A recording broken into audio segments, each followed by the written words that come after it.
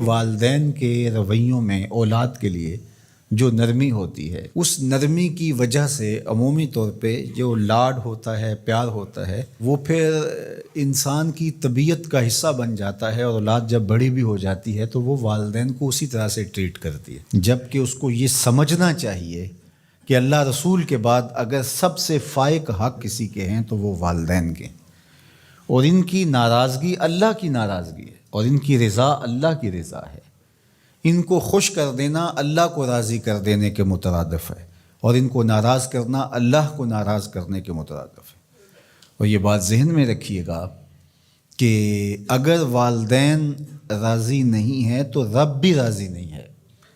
اللہ کی رضا نصیب ہی نہیں ہو سکتی۔ آپ کے عمل، آپ کی محنتیں، آپ کے سجدے اور آپ کی عبادتیں، ریاستیں، چلہ کشیاں، یہ کچھ کام نہیں آتی اگر والدین راضی نہ ہوں۔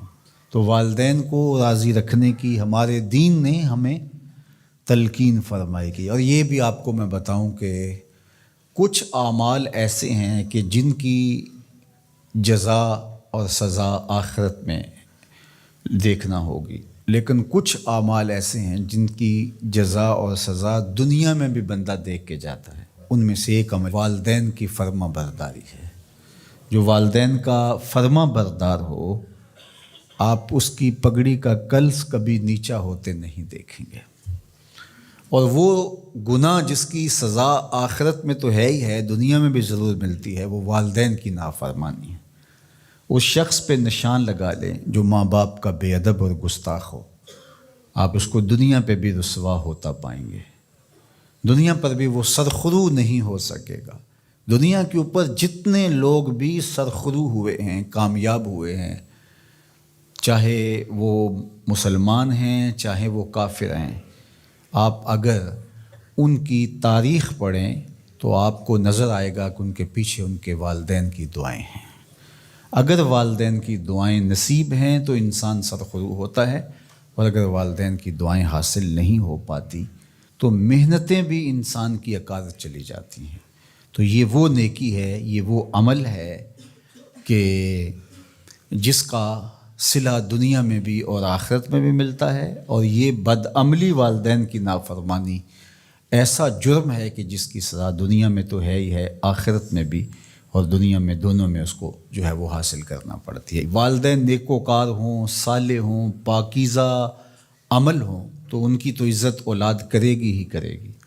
والدین برے ہی کیوں نہ ہوں، یا والدین بہت گناہ گار ہیں، شرابی ہیں اور بدکار ہیں اور اعمال بد ہیں، تو ان کی توہین نہیں کی جائے گی، اور اس بد اعمالی کی وجہ سے ان کے لیے دعائے خیر کی جائے گی۔ حتیٰ کہ والدین کافر بھی ہوں تو ان کا کفر اپنی جگہ پہ، لیکن اولاد ان کافر والدین کی بھی توہین نہیں کرے گی، ان کے ساتھ وہ حسن سلوک کرے گی والدین ہونے کے ناطے سے۔ اور نیکوکار ہوں، صالح ہوں تو پھر ان کے تو حقوق اور زیادہ عائد ہو جاتے ہیں۔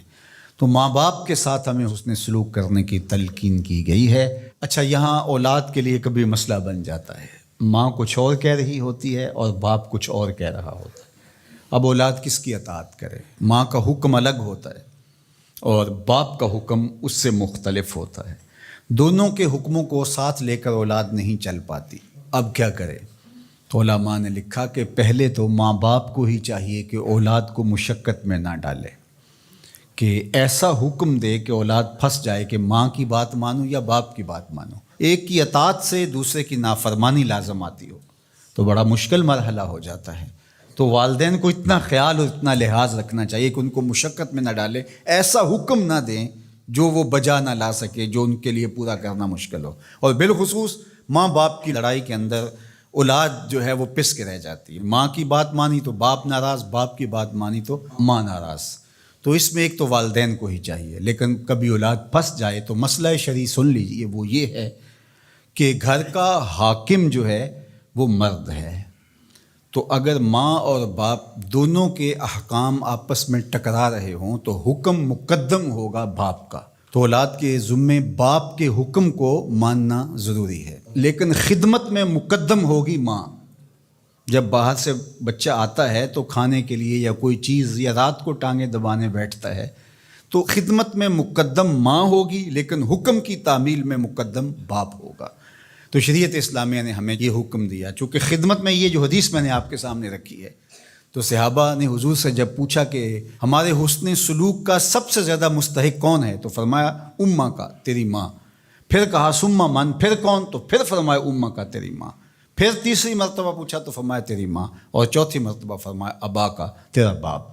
تو اس اعتبار سے خدمت میں ماں مقدم ہے لیکن تعمیل حکم میں باپ مقدم ہے۔ تو باپ اور ماں یہ اللہ کی رحمتوں کے دو روپ ہیں۔ اللہ نے باپ کے سینے کے اندر بھی ایک اولاد کے لیے محبت کا جہاں آباد کیا ہے، اور ماں کی ممتا اور ماں کا پیار اور ماں کی الفت، یہ تو ایک کائنات ہی الگ ہے۔